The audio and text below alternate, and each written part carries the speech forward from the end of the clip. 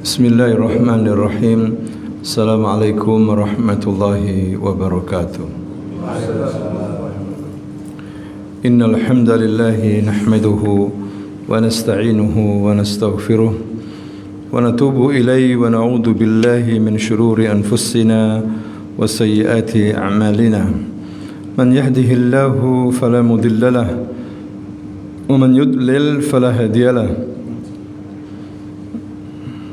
وأشهد أن محمدًا عبده ورسوله صلى الله عليه وعلى آله وأصحابه ومن تبعهم بإحسان إلى يوم الدين أما بعد. إخواني في الدين رحمني ورحمكم الله، أوصيكم ونفسي بتقوى الله فقد فاز المتقون. Para jemaah yang dimuliakan Allah Subhanahu wa taala, pada malam hari ini kita akan membicarakan tentang orang-orang yang dicintai oleh Allah Subhanahu wa taala, ya, sebagaimana juga ada orang-orang yang dibenci oleh Allah Subhanahu wa taala. Jadi Allah mempunyai sifat yuhibbu wa yakrah wa yaghdab, ya, mencintai, benci dan juga marah, dan juga syadidul intiqam, sangat keras balas dendamnya. Tapi beda ikhwafillah dengan manusia. Kalau manusia itu bencinya terkadang pakai nafsu, ya, dendamnya begitu juga, ya, dengan kezaliman. Tapi ketika kita membicarakan tentang sifat Allah, bahwa Allah itu membenci, balas dendam, kemudian marah, maka dengan keadilannya, dengan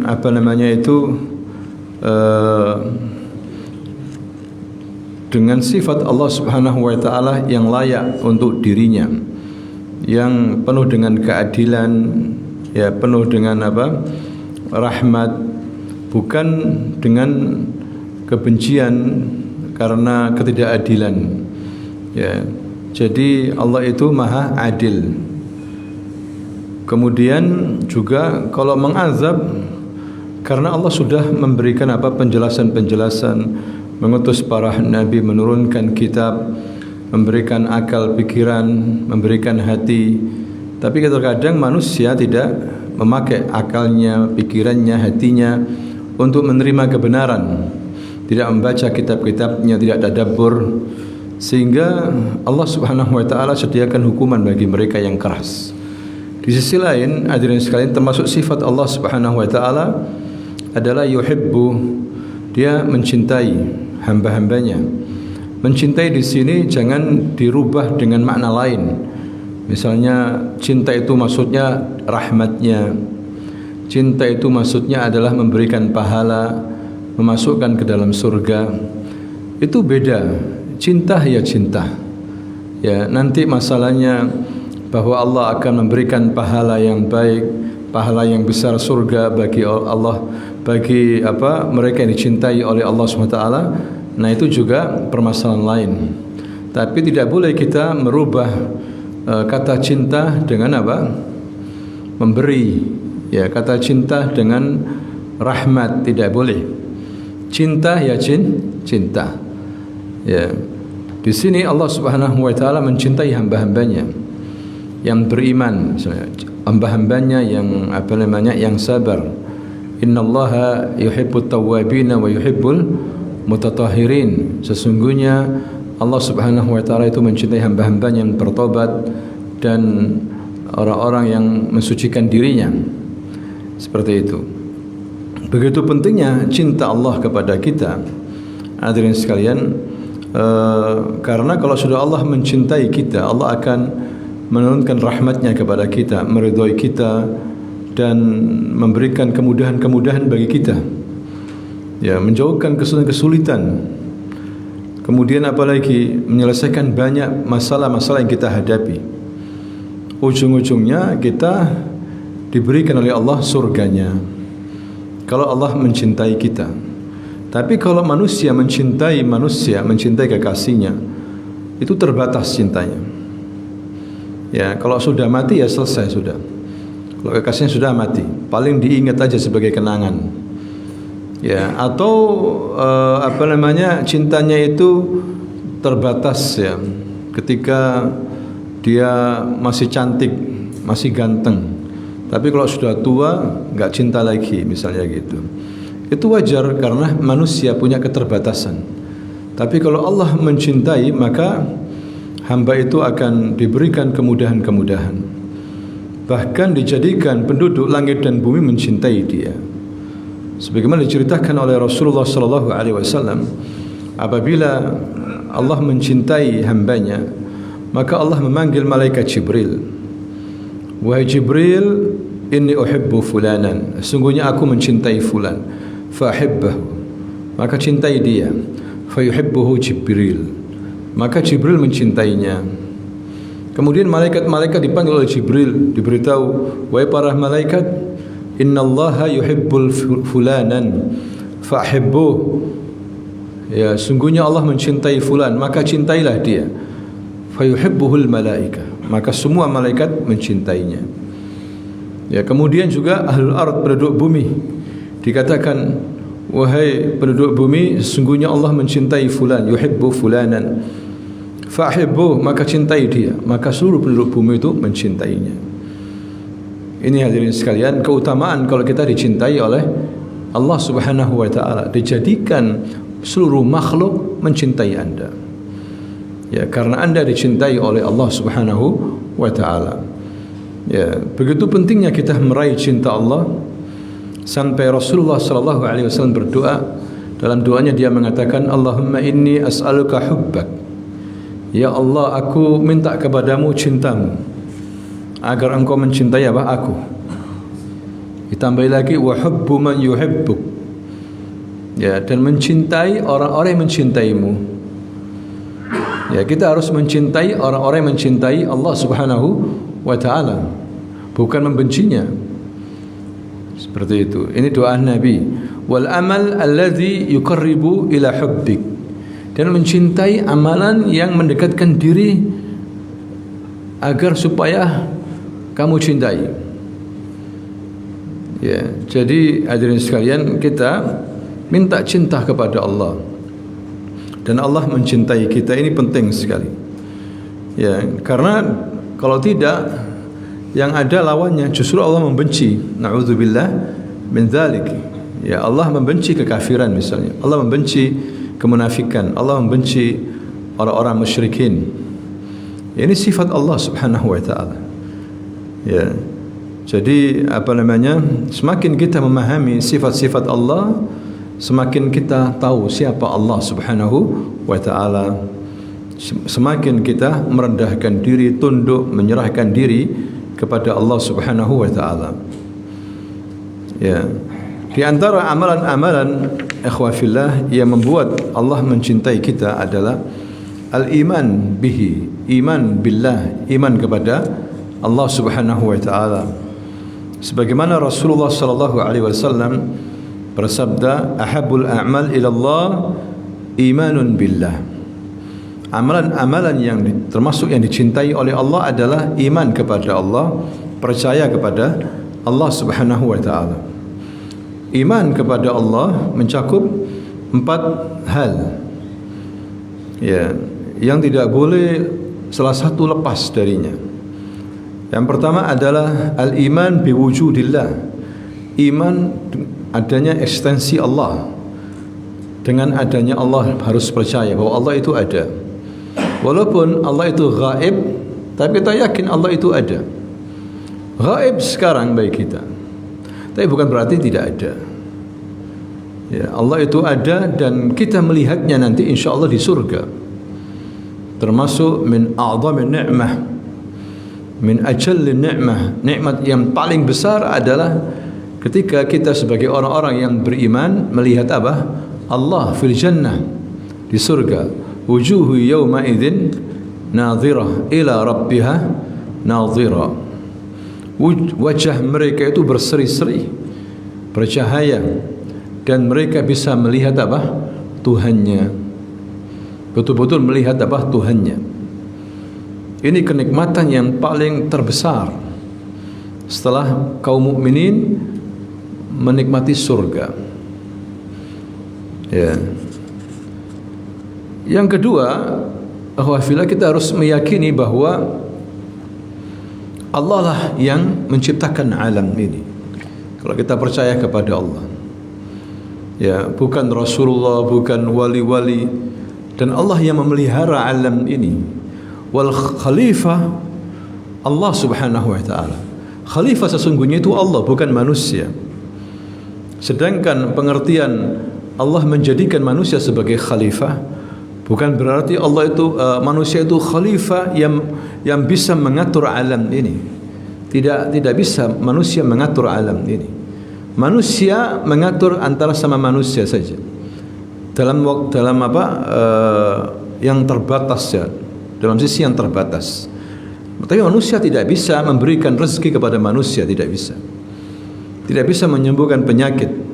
Yang dimaksud khalifah manusia ini maksudnya adalah saling mengganti satu sama lain. Ya. Kami jadikan manusia sebagai apa? Khalifah, maksudnya apa? Saling mengganti satu sama lain. Ini mati diganti yang lainnya. Itu maksudnya khalifah. Memimpin di antara manusia. Bukan khalifah fil ard. Bukan itu maksudnya. Yang maksudnya itu memberi rezeki, mengatur alam ini, mengatur angin, hujan turun, tidak bisa. Allah Al-Khalifah huwa Allah. Al-Khalifah itu sesungguhnya siapa? Allah. Apalagi mengatur alam, Allah Subhanahu wa taala. Dan Allah itu esa, tidak perlu yang lain dalam mengatur, tidak perlu bantuan yang lain. Mencipta, berikan rezeki Allah. Ya. Jadi orang musyrikin saja mengakui hal ini tentang rububiyah. Kemudian yang ketiga adalah dalam hal ibadah kita harus ibadah ditujukan hanya kepada Allah. Dalam berdoa, ya, dalam istighasah, isti'anah hanya kepada siapa? Allah. Dalam hal tawaf, karena ada orang tawaf di kuburan para wali, ya, ibadah minta berdoa kepada selain Allah, seperti itu. Nah, ini termasuk mengurangi iman kepada Allah. Iman kepada Allah bukan begitu. Iman kepada Allah itu beribadah hanya kepada siapa? Allah Subhanahu wa taala. Karena ada manusia ya mengenal Allah tapi ibadahnya, doanya bukan kepada Allah. Ya, kemudian yang keempat, ya, iman kepada Allah di sini harus meyakini bahwa Allah itu memiliki nama-nama yang baik, Asmaul Husna, dan sifat-sifat yang sempurna, yang tinggi sempurna. Ya, ini bagian daripada iman kepada Allah. Ya, Allah memiliki nama-nama Asmaul Husna yang Allah ceritakan kepada kita, ya, dan juga Rasulnya disebutkan 99 nama. Tapi nama-nama ini tidak terbatas. Sebagaimana disebutkan oleh Nabi, ada nama-nama yang Allah simpan di ilmu gaibnya. Ada nama-nama Allah yang lain yang disimpan di mana?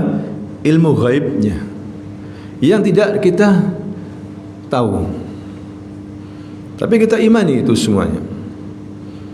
Ya, dan di setiap nama mengandung apa? Sifat. Ya, kalau namanya yang tertulis di Quran wa Sunnah 99, berarti di situ mengandung apa? Sifat. Dan sifat Allah lebih banyak daripada nama. Kalau kita bicara sifat itu lebih banyak daripada apa? Nama. Itu masuk akal.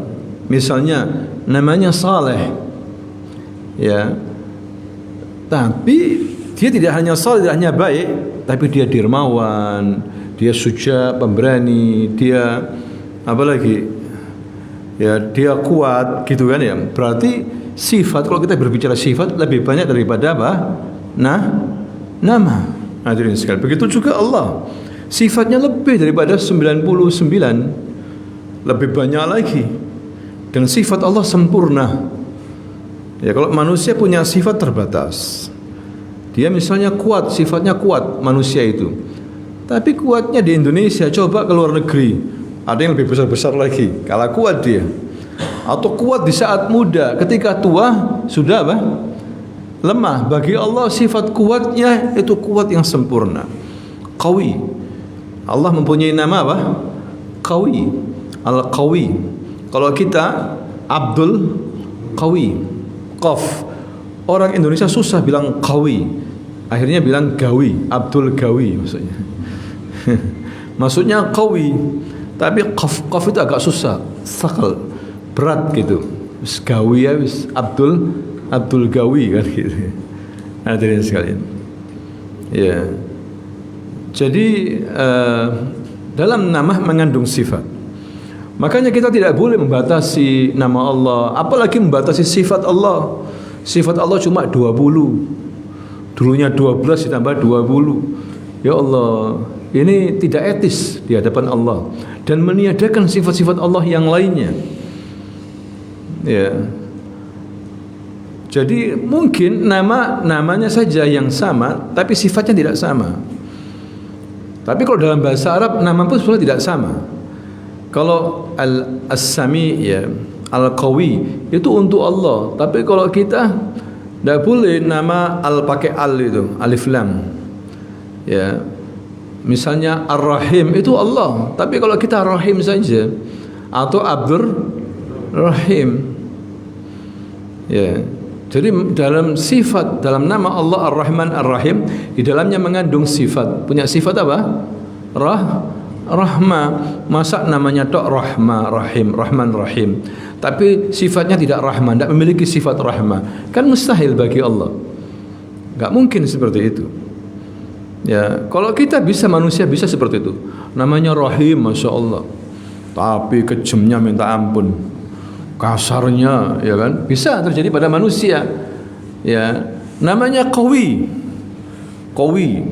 ya, tapi lemah, nggak taunya, ya nggak Qawi, hadirin sekalian, lemah, wajar namanya manusia. Tapi Allah tidak. Kalau Qawi betul-betul apa? Qawi. Nanti langit dan bumi dalam genggaman Allah, bayangkan. Dalam genggaman tangan Allah SWT, ala qabdatihi yaumul qiyamah. Itu kuatnya Allah Subhanahu wa taala. Jadi di dalam nama mengandung apa? Sifat. Ya, masa sifatnya cuma 20. Ya, ini menunjukkan apa? Kesalahpahaman. Bisa jadi kekurangan ilmu dari kelompok Asy'ariyah, Maturidiyah. Apalagi kelompok Mu'tazilah, Jahmiyah yang meniadakan sifat Allah. Allah enggak punya sifat. Karena percuma kalau disebutkan sifat, makhluk juga punya. Dan Allah tidak boleh sama dengan apa? Makhluk katanya. Jadi nyimpang sendiri pemikirannya itu. Karena menyamakan Allah dengan apa? Makhluk. Padahal bisa jadi namanya itu sama tapi sifatnya tidak sama. Misalnya Sami, apa itu Sami? Mendengar. Manusia mendengar tak? Mendengar. Allah mendengar kan? Mendengar juga. Pakai yasma. Allah yasma, manusia yasma, mendengar. Tapi beda pendengarannya Allah dengan apa? Makhluk. Hadirin sekalian. Ya, makanya penting di sini memahami Asmaul Husna wa Sifatihil Ula. Ya, memahami nama-nama Allah. Orang yang mengetahui nama-nama Allah dan sifat-sifatnya, ya berarti dia mengenal Allah. Ma'rifatullah, tinggi, mengenal Allahnya itu tinggi, menjadikan dia semakin takut kepada Allah, bertakwa kepada Allah Subhanahu wa taala. Ya, Allah Maha melihat basir. Ya, kalau dia memaknai ini dengan bagus, maka semakin kuat tauhidnya kepada Allah. Ya, bahwa Allah melihat, beda manusia juga melihat. Allah juga apa? Melihat, tapi beda penglihatannya Allah dengan apa? Makhluk. Hadirin sekalian, orang mengatakan tutup pintunya, nanti kalau kita ngomong nggak kedengeran, nggak dilihat orang, di dalam aja. Tapi Allah melihat, mendengar kita. Hadirin sekalian, walaupun kita berbisik-bisik di gua ya yang gelap, Allah mendengar kita. Seperti kejadian waktu zaman Umar bin Khattab radhiyallahu anhu. Di waktu sebagai Amirul Mukminin ingin melihat apa keadaan masyarakatnya.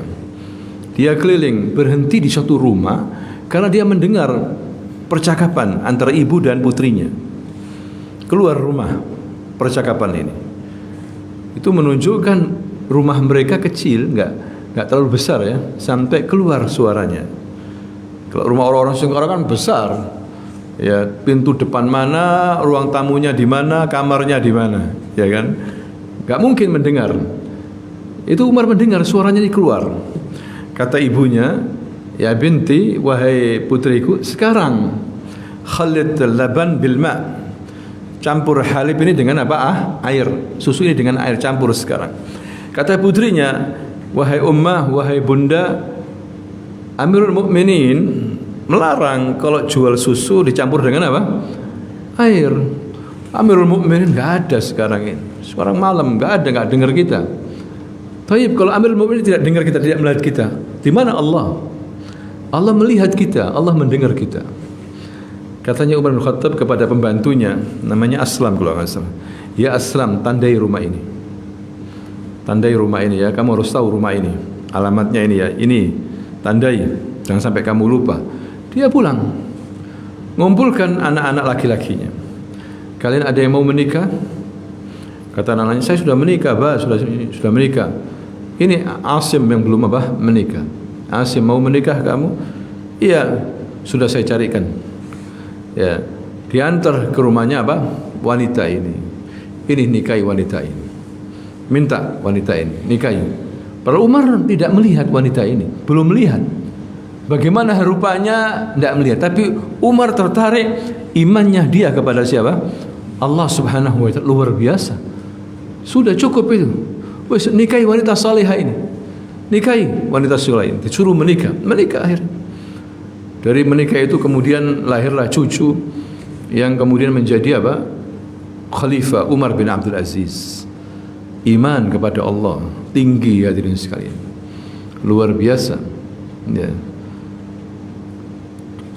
Kemudian berikutnya, di samping iman kepada Allah Subhanahu wa taala adalah amalan yang dicintai oleh Allah adalah menyambung tali kekeluargaan, silaturahim. Silah itu menyambung, rahim keluarga yang berhubungan dengan nasab darah. Bukan rahmi ya, silaturahim bukan silaturahmi. Rahmi itu dari rahmat, rahmi. Disukunkan haknya rahmah, rahmi itu rahmat artinya, kasih sayang. Kalau rahim itu baru, yang ada kaitannya dengan rahim, ya saudara kandung, paman, adik, kakek, bapak, orang tua, ya yang ada hubungannya dengan kerabat nasab. Maka dikatakan silaturahim. Rasulullah mengatakan, "Ahabul a'mal ilallahi imanun billah thumma silaturahim."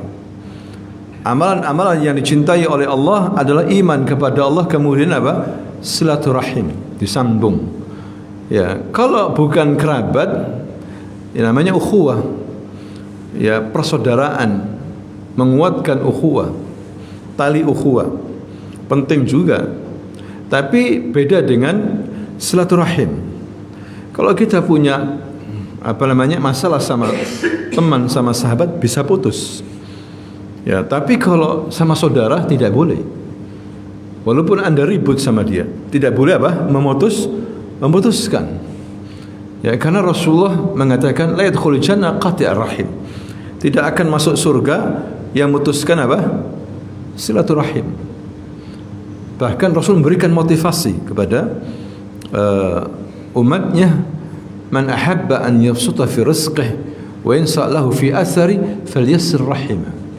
Barang siapa yang ingin diperbanyak rezekinya, ya, diluaskan rezekinya dan dipanjangkan umurnya, suka-suka menyambung silaturahim. Ya, walaupun jauh datang ke sana, datang ke sini, sambung rahim Anda. Ya, kalau sekarang mungkin badan lemah, tidak bisa jalan atau banyak pekerjaan, pakai telepon. Pakai telepon bisa. Di telepon senang dia, hadirin sekalian. Tapi biasanya di antara kita itu menyambung silaturahim kalau ada hajatan. Ya, ada nikah, ada apa lagi? Tasyakuran, ada jenazah, Tidak apa-apa. Kalau itu harus datang, walaupun Anda harus mengeluarkan uang yang banyak. Tidak ada artinya dibandingkan dengan pahala yang kita raih nanti di hari apa? Kiamat. Ya, menyambung silaturahim. Dan ini adalah wasiat Nabi pertama kali ketika masuk Madinah. Nabi mengatakan, ayuhan nas, afsus salam, wa at'imut ta'am, wasilul arham, wa sallu bil laili wan nasu niyam, tadkhulul jannah bisalam. Wahai manusia, afsus salam, sebarkan salam. Wa at'imut ta'am, berikan orang makanan. Wa wasilul arham, dan sambung apa? Rahim Anda. Wa sallu bil laili wan nasu niyam, dan salatlah di waktu malam di saat manusia apa? Tidur. Tadkhulul jannata bisalam, maka kamu akan masuk surga dengan apa? Selamat. Dengan kata-kata ini didengar oleh Abdullah bin Salam, seorang pendeta Yahudi. Ya, dia ingin tahu siapa Muhammad. Dia ingin tahu sendiri, mukanya, omongannya, ngaku sebagai nabi. Maka dia masuk ke kerumunan orang. Nabi dikerumuni oleh ratusan orang. Masuk Madinah, Nabi yang masuk Islam banyak sekali. Beda di Mekah, 13 tahun dapat sedikit, dapat caci makian. Kerasnya wataknya orang Arab Quraisy. Lain dengan ahli Madinah, baru masuk sudah ratusan orang, 500 orang lebih masuk Islam. Baru masuk Madinah, dikerumuni. Nabi mengucapkan kata-kata ini. Mendengar kata-kata ini langsung tersentuh ini siapa? Abdullah bin Salam. Wallahi, perkataan yang indah. Tidak mungkin orang biasa. Ini dari mukanya aja bukan muka pendusta, muka orang jujur. Nabi orang ini langsung punya keputusan seperti itu. Dia masuk Islam. Hadirin sekalian. Ya, ini ajaran yang indah ini. Dalam hadis yang lain, termasuk ciri ahli surga, alanal kalam wa at'amat ta'am wasilul arham. Alanal kalam ini apa? Lin, sama omongan itu lembut. Sama ngomong sama orang lain itu apa? Lembut, bukan kasar. Jarak dekat keraskan gitu. Ya, enggak perlu, lembut. Ngomong itu lembut. Alanal kalam. Ya, seperti itu. Dan menyambung apa? Silaturahim. Wal amat ta'am, dan seterusnya. Ini ciri apa? Penduduk surga, kata Nabi. Jadi menyambung silaturahim ini perlu, hadirin sekalian.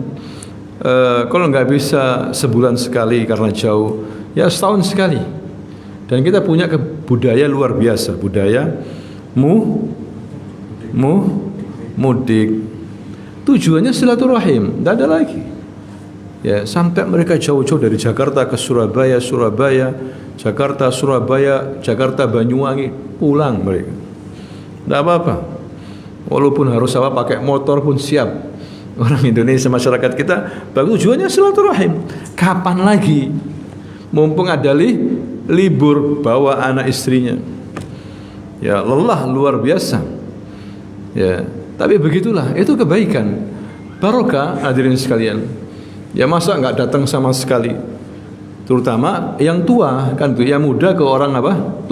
Tua, yang usianya tua. Adab seperti itu. Kan salam begitu juga. Yang muda ngasih salam kepada siapa? Yang tua. Ya, yang berjalan ngasih salam kepada yang duduk. Tapi kalau untuk pembelajaran tidak apa-apa, ngasih salam.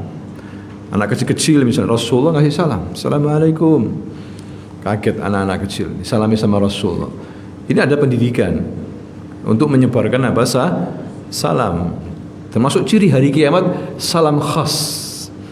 Salam kepada kelompoknya saja. Oh, ini bukan kelompok kita, nggak usah ngasih salam. Ciri hari apa? Ya, kiamat. Ini bukan kelompok kita ini, nggak usah ngasih salam. Nah, ini kelompok kita ini, bajunya kelihatan, seragamnya. Assalamualaikum. Wah, ini sudah ciri-ciri hari apa? Kiamat, salam khas. Padahal kita disuruh mengucapkan salam kepada siapa saja, yang Anda kenal maupun tidak dikenal. Ya, walaupun kita nggak tahu ini Muslim apa bukan Muslim, kita kasih salam. Kecuali kalau kita tahu bahwa dia Muslim, dia bukan Muslim, jangan kasih salam.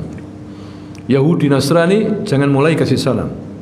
Karena salam itu pada hakikatnya doa keselamatan. Mereka belum selamat ini sampai mereka masuk apa? Islam. Tapi kalau anda nggak tahu, tetap kasih salam. Assalamualaikum. Ya, ini ciri khas umatnya Nabi Muhammad. Bangga dengan apa? Salam. Jangan ganti pagi, maksudnya selamat pagi. Ya, salam dulu baru anda mau terserah mau pagi pak. Tapi salam dulu. Kalau dia Muslim, alhamdulillah salam. Gak usah ragu-ragu.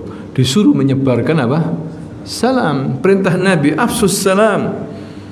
Sebarkan salam. Jadi hadirin sekalian, termasuk amalan yang dicintai oleh Allah adalah apa? Silaturahim. Kemudian berikutnya adalah amar ma'ruf nahi munkar. Ahabul a'mal ila Allah imanun billah, thumma silaturahim, thumma al-amru bil ma'ruf wan nahyi 'anil munkar. Mengajak kebaikan dan mencegah kemungkaran. Ini ciri khas daripada umatnya Nabi Muhammad. Ciri khas daripada umat Islam.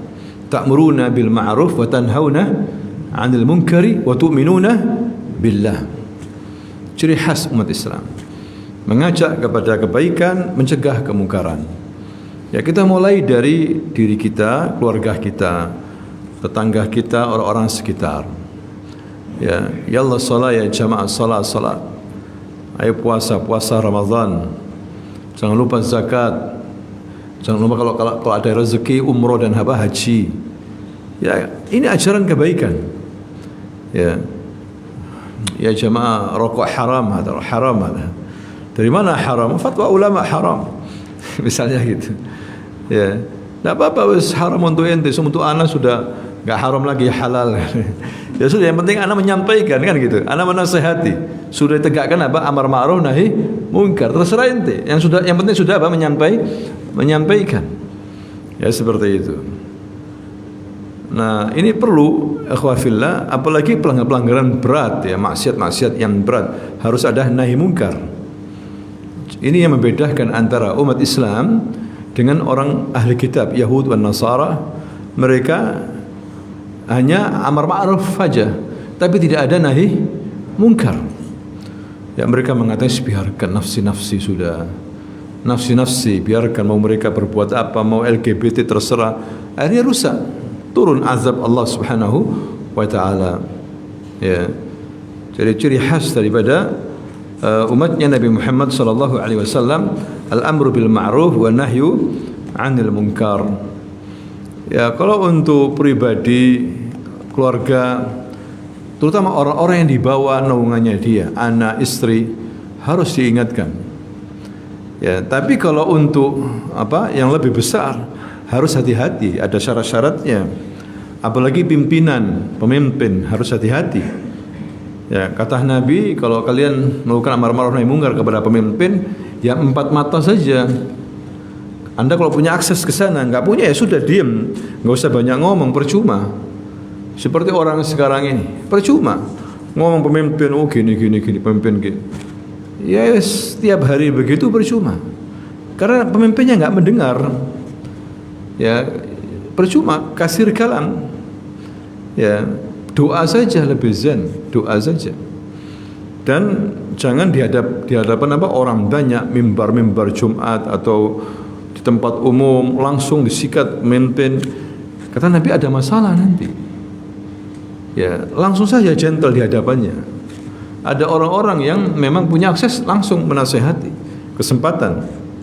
Kalau kita orang-orang awam ketemu enggak apa tiap hari ngobrol tentang dia, ya termasuk ghibah juga ya.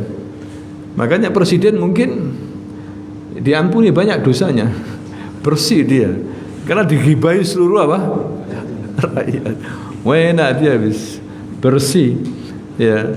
Makanya ada etikanya. Nabi mengatakan seperti itu, dan juga bahaya bagi dia ya, mata-matanya banyak, dia ambil gitu saja ya.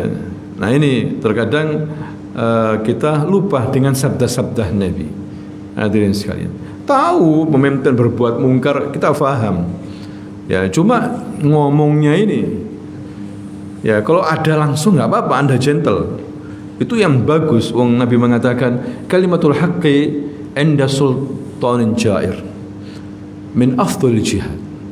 Afdhal jihad, seutama-utama jihad, Anda mengatakan yang hak di hadapannya loh. Bukan di belakang. Bukan di warung-warung kopi. Di hadapannya. Ya, di belakangnya Masya Allah. Ketika ketemu, ya siap, ya siap. Ya Allah, miskin, ya khaf. Ya. Nah, ini keliru hadirin sekalian. Ya. Makanya tidak mudah amar ma'ruf nahi munkar itu. Percuma kalau nggak ada orangnya, percuma. Kita ngomong yang ada orangnya aja yang enak gitu loh. Ya kan? Kalau nggak ada orangnya percuma. Diomong ya percuma. Ya, kita doa saja. Semua orang tahu ini kemungkaran, korupsi nggak bagus, tahu. Tapi nggak ada orangnya. Ya, kesel saja cuma. Paham ya? Apalagi orang sekarang politik, kita tidak membenci politik. Tidak boleh mengatakan politik jahat. Ya. Tidak semua politik itu jahat. Ada yang baik, yaitu politik Islam, politik syar'i. Ya, politik Islam tidak boleh dikatakan jahat. Bahkan Ibnu Taimiyah rahimahullah menulis satu risalah, buku namanya As-Siyasatus Syar'iyyah. Ya, siasat politik syar'i. Tidak apa-apa. Apa kewajibannya rais, pemimpin, ada apa kewajibannya rakyat, ra'iyah, mar'us, dijelaskan di situ. Ya, ini yang bagus hadirin sekalian. Politik-politik yang tidak syariah jahat, zalim, saling menghujat, saling ini pengkhianat ini. Tiba-tiba menyeberang, ribut, pengkhianat, belum pemilu sudah hujat-hujatan, kan seperti itu. Ya. Nah, itu yang terjadi. Jadi namanya politik diambil dari siasat, bersiasat ya. Bersiasat ya, seperti itu. Dalam Islam boleh siasat, dan orang memang suka, cenderung untuk bicara politik, suka. Anda lihat di Ampel ini, Masya Allah, ahli-ahli politik semuanya. Maqahi, tempat-tempat warung-warung bicara politik luar biasa. Terus kita orang diam aja sudah. Ahli politik semuanya ini. Orang suka politik. Cuma masalahnya bicara ndak politik Islami itu. Ya, harus jelaskan, pemimpin itu harus adil, pemimpin itu harus amanah. Tidak apa-apa, bicara seperti itu tidak apa-apa. Rakyat begitu juga, jangan pemimpin, rakyat itu harus patuh sama pemimpin. Selama pemimpin itu baik, ya ada kebaikannya kita patuh yang baik. Yang enggak baik tidak usah patuh. Tapi jangan asal memberontak. Ya kan gitu. Nah, ini kita bicara siasat syar'iyyah, ikhwafillah. Jadi sampai di mana tadi ini? Amar ma'ruf nahi munkar ya. Jadi kalau enggak mampu ya jangan, hati-hati. Ya, Nabi mengatakan man ra'a minkum munkaran fal yughayyir biyadi. Siapa di antara kamu yang melihat kemungkaran, yang pertama rubah dengan tangannya. Tidak bisa, fa in lam yastati' fa bilisani, dengan lisan. Fa in lam yastati' fa biqalbi, dengan hatinya minimal mengingkari. Wa dzalika ad'aful iman. Yang mengingkari dengan hati ini lemah iman. Paling lemah iman. Ya. Jadi urutan dalam hal amar ma'ruf nahi munkar. Kalau bisa mengingkari dengan tangan. Maksudnya ada orang jalan bawa khamr di kampung muslim, ambil khamrnya, buang. Jangan didugui orangnya, bukan. Ambil khamrnya, ya, buang khamrnya. Jadi yang mungkar ini ambil, seperti itu. Ya, itu cara kita merubah dengan tangan. Ada perkelahian harus merubah, terutama orang-orang yang duduk di jalanan. Makanya kata Nabi, hendaklah kamu masuk rumah, jangan duduk di jalanan. Kata para sahabat, ya Rasulullah, kita nggak mau, rumah kita ini kecil, nggak mungkin majelis di dalam rumah. Kecil rumah kita ini, kasihan untuk keluarga. Nggak mau kita di jalanan, ngobrol di jalan. Taib. Kalau memang kamu ngobrol di jalan, maka berikan hak jalan. Fa'ati tariq haqqahu. Al-amru bil ma'ruf wa nahyi 'anil munkar. Kalau ada masalah di jalan, ada orang ribut, kamu harus misahkan. Kalau ada orang yang bertanya jalan apa ini tahu, kamu harus beritahu. Ya. Begitu. Itu memberikan hak jalan. Ghaddul basar dan yang lainnya. Jadi Rasul, kalau kamu enggak bisa ya masuk. Kalau kamu bisa seperti itu memberikan hak jalan, tidak apa-apa. Nah itu para sahabat. Di sini menunjukkan, dan sekalian juga rumahnya sahabat itu kecil-kecil, kebanyakan ya. Ada yang besar. Ya sampai mereka ngobrol pun harus di jalan. Cuma Nabi memberikan cara ya. Kalau memang suka ngobrol-ngobrol di jalan, ikuti petunjuknya ini. Berikan hak jalan. Demikianlah ikhwah fillah, mudah-mudahan ini bermanfaat. Insyaallah suatu hari kita akan lanjutkan tentang amalan-amalan yang dicintai oleh Allah Subhanahu wa taala. Subhanakallahumma wa bihamdika asyhadu an la ilaha illa anta astaghfiruka wa atubu ilaik. Assalamualaikum warahmatullahi wabarakatuh.